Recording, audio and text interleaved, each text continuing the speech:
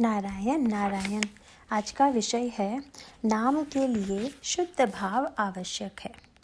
ईश्वर सबका उत्पत्तिकर्ता, रक्षक और संहारक भी है। फिर भी उसे न्यायी और प्रेमी कहा जाता है क्योंकि वह निस्वार्थी है। मतलब प्रेम निस्वार्थ में ही होता है।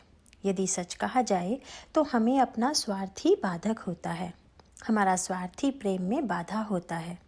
हमारे आसक्ति मूलक विषय ही ईश्वर के प्रति प्रेम निर्माण होने में बाधक होते हैं।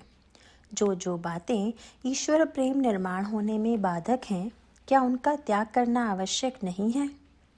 अतः विषयों की आसक्ति से प्रेम हट जाना चाहिए। हमें ईश्वर परायण, संत परायण होना चाहिए। इसके सिवाय हमें किसी भी बात की आवश्यकता नहीं होनी चाहिए। जैसे एक ही प्रकार की मिट्टी से गणपति, गुड़िया या घड़ा बनाया जाता है, वैसे ही हमारी भावना के अनुकूल ही ईश्वर का आकार हमारे सामने आता है। इसीलिए हमारा भाव निरंतर शुद्ध और निस्वार्थी हो। जड़ों को सींचने से पेड़ बढ़ता है, लेकिन हम जड़ों तक पहुँचते ही नहीं। अतः हमें भाव शुद्ध कैसा होगा, यह देखना चाहिए। उदाहरण के लिए एक बात, एकादशी के व्रत के लिए केवल उपवास करना चाहिए, इतना ही हम जानते हैं। किंतु एक व्यक्ति एकादशी के व्रत के दिन भगवान का नाम स्मरण छोड़कर स्नान न करते हुए 12 बजे तक आंगन और नाली ही साफ करते रहा। यही हमारी गलती है।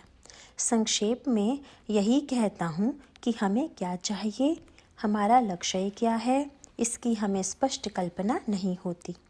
पीलिया होने पर असली रूप कैसे दिखाई देगा? इसीलिए जिसकी दृष्टि स्वच्छ है उसका कहना मानना चाहिए। अतः गुरु आज्ञा प्रमाण मानकर हमें बर्ताव करना चाहिए। नाम स्मरण श्रद्धा और शुद्ध भाव से करने पर मन आशंकित नहीं होता।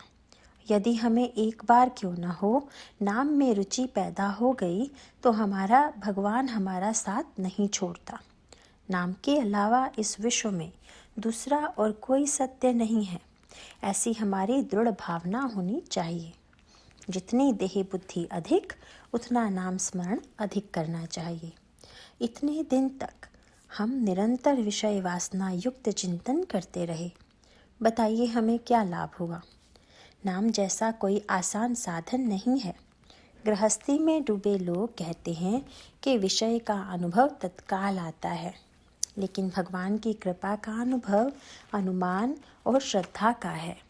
उनका यह कहना मैं मानता हूँ।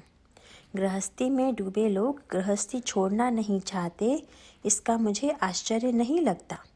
किंतु गृहस्थी में मिलने वाला सुख शाश्वत है, ऐसा मानकर उसी में तल्लीन हो जाते हैं। इसका मुझे दुख है। मैं तो यही कहता हूँ, तुम्हारे अपने अनुभव के अनुसार जो सत्य है उतना ही तुम सच मानो। जब तुम्हें यह अनुभव होगा कि विषय भोग से असली सुख नहीं मिलता, तब तुम्हारे मन में नाम स्मरण के प्रति रुचि पैदा होगी। अपनी देह पर अपना अधिकार नहीं, धन पर भी अपना अधिकार नहीं, अपने नातेदारों पर अपनी सत्ता नहीं। इसलिए अपना कर्तव्य किया जाए और करते समय अपना मन दुश्चिंत नहीं होना चाहिए। नारायण नारायण।